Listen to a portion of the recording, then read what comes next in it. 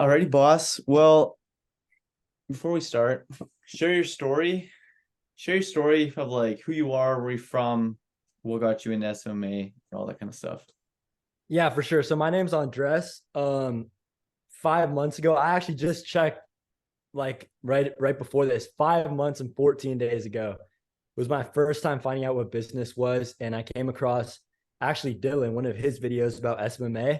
And the next day I joined RSE. That's back when they had the first client challenge. And then since then it was just straight up, up, up. And just to give some context, well, I actually started branding like this now, but I went from before that, I was like a partier, like drinking, doing drugs. Like if I could get my hands on it, I was probably smoking it.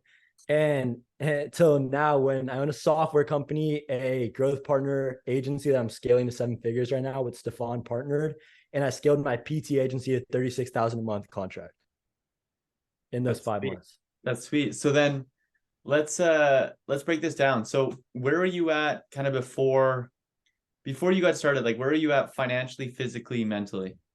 Dude, financially, I borrowed that 100 to join the first client challenge from my parents. So it was like nothing. Like I was in the negatives.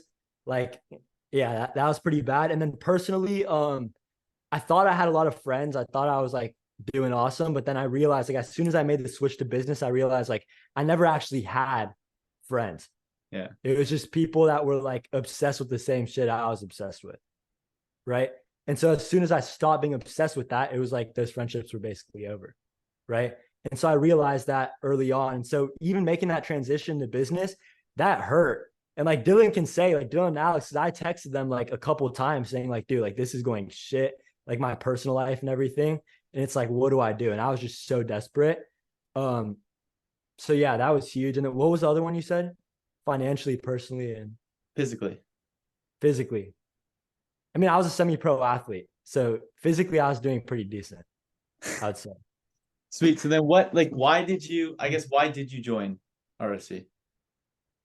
Okay, so I'll tell you the story of like the last time I went to a party and what it was like. So the last night I went to a party, I actually tattooed myself in the leg. And so when I was going out, I knew I was gonna do it, but I like didn't really know how I was gonna do it. I thought I was just gonna like whatever. And it was a stick and poke. So that's where you take a needle, like a sewing needle, you dip it in ink. For me, it was pen ink, and then you just dig it into your leg, like an inch deep, just like hundreds of times until it forms some kind of incohesive shape.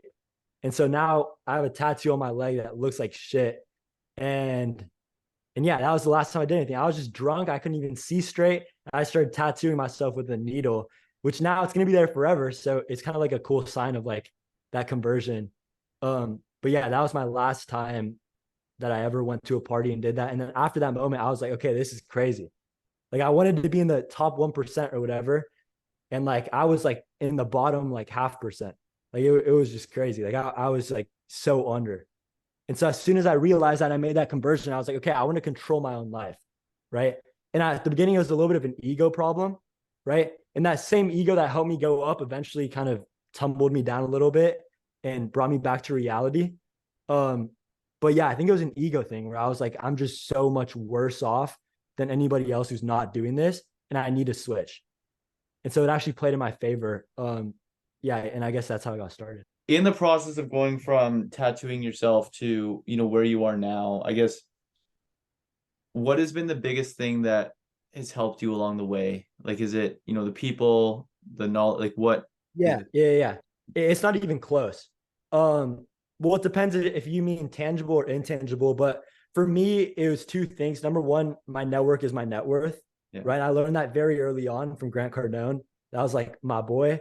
And I learned like everything of sales at the beginning from him. Now it's very different, but network is your net worth. And then number two, um, communication is like the number one skill in business, right? And learning how to communicate got me good at sales, leadership. Since you joined RSC, like what has been the biggest thing that has helped you along the journey? Yeah. So honestly, there's been two things. Number one, it's like my network is my net worth. And that's been huge for me and kind of learning that and picking up on that along the way. And then networking. I can tell you a story after this if you want. Um, that happened like 2 days ago. I met Jeremy Miner's business partner, which was fucking sick. And then the second one is just learning communication, right? Because like Yeah. communication in business is it's everything. It's leadership, it's sales, it's managing teams, and getting people to be as motivated as you are, to work for you, to do stuff for you, to be part of your team, to have a good culture. And it's so important. That's everything. Yeah, 100%. So then I guess last question here. If you were to tell your younger self or that, Andreas, one piece of advice when you joined the First Client Challenge, when you started, your journey, Yeah. what would that be? One piece of advice. Um, Honestly, just like fuck my ego. Like just let it out. Cause you know this especially because I remember once I started scaling and then I hit kind of a plateau for a little bit.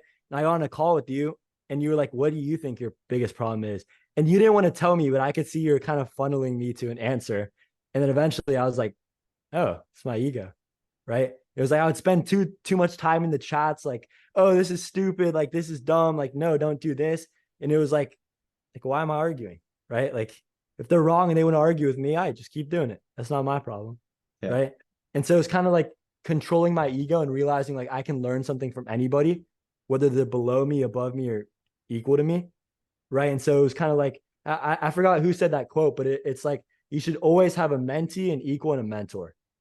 Right. And all three have their own purpose. And so learning that rather than just thinking, oh, they're either superior to me or I'm better than them was like a huge mindset shift for me. And that helped a lot, especially now that I run a team with 12. Um, I kind of need that. Yeah. Right. So that was huge for me. Awesome. Well, that's pretty much it. I appreciate it.